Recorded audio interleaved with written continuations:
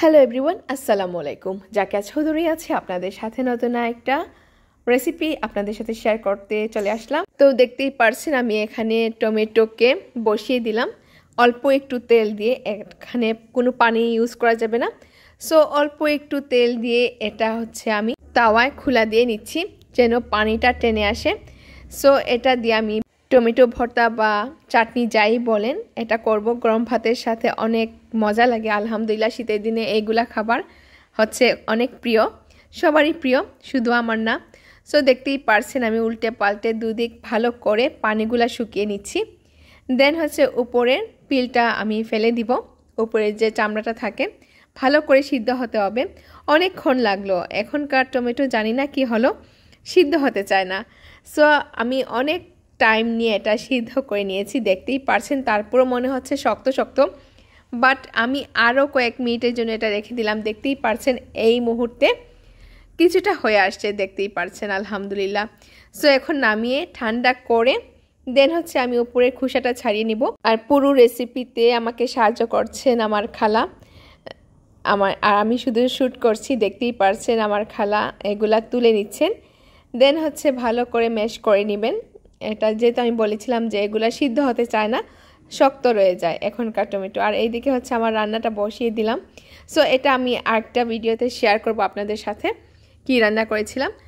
আর এখন আমি অল্প একটু সরষার তেল দিয়ে দিলাম। সরষার তেল দিয়ে আসলে যে কোনো ভর্তাই টেস্ট হয় আলহামদুলিল্লাহ। সো আমি সরষার তেলে মরিচ টেলে নিব, শুকনা মরিচ। আর যে কোনো ভর্তায় শুকনা মরিচ ভালো লাগে কাঁচা মরিচের চাইতে। শুকনা মরিচ টেলে নিয়ে দেন হচ্ছে আমি পেঁয়াজটাকে একটু টেলে নিব ভালো করে, এটা পেঁয়াজের পানিটা টানিয়ে নিব।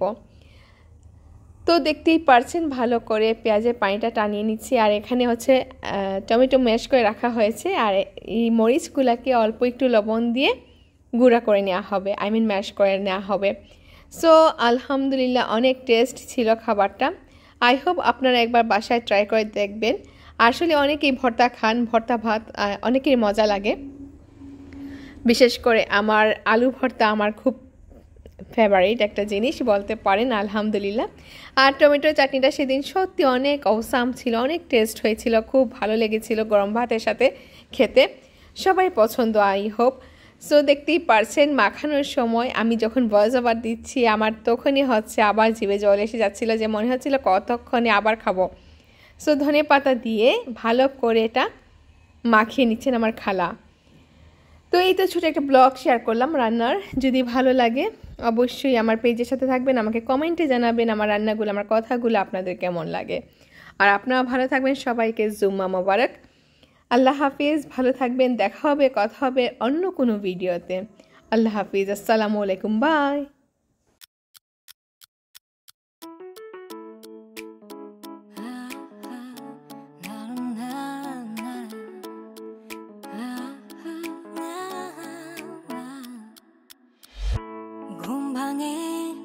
তোমার অস্তিত্বের আশা আজ দেখতে পাবো কি তোমায় আমি, একটুখানি ঝলক দেখালে কি হয় এই ইচ্ছার পূরণে।